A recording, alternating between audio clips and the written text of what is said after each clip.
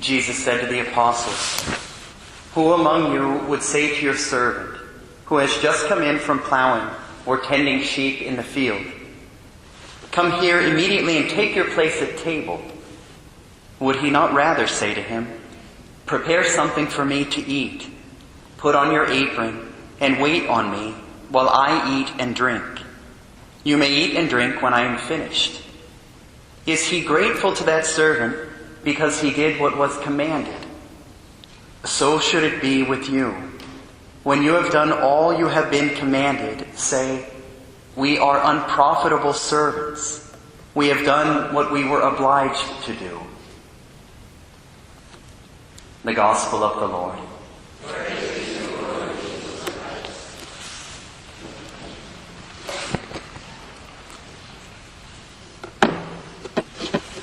At the close of the Gospel yesterday, the apostles asked for an increase of faith, and our Lord gave the example of uprooting a mulberry tree.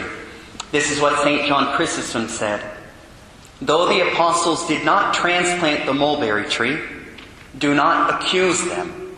For our Lord said not, 'You shall transplant,' but 'You shall be able to transplant.' But they did not, because there was no need, seeing that they did far greater things." So our Lord tells them He's going to answer their prayer to increase their faith, and they're going to do great things with that faith. And then immediately afterwards He says, "Do not boast because of that." Because that's simply what you're called to do. I thought of the example of Mother Teresa when a reporter comes up to her and says, "Mother, you've done incredible things. Do you know how many people believe that you are a living saint? Mother, what do you have to say about that?" And she looked at the reporter perplexed and she said, "Isn't that what we're called to be? Right? Aren't we supposed to be saints?" St. Josaphat, the saint we celebrate today, trying to bring union between the East and the West. The Orthodox ended up getting frustrated with him, and he became a martyr. But this is what he said, seeing his hour coming: "You people want to kill me. You wait in ambush for me in the streets, on the bridges, on the highways, in the marketplace, everywhere. Here I am. I came to you as a shepherd. You know that I would be happy to give my life for you. I am ready to die for union of the Church under St. Peter and his successor, the Pope. No fanfare, no glory. If this is what I'm called to do, I willingly offer myself." How many times I've seen in my own life and in the lives of the faithful, when we get to that point where we say, "Okay, Lord, no more. Right? I've given all I have to give. I'm tired. I'm done." That's when our Lord calls us to do something special. And we oftentimes accomplish great things in that moment because we say, "Okay, Lord, I've got nothing more. I offer myself to you. You've got to do it in me."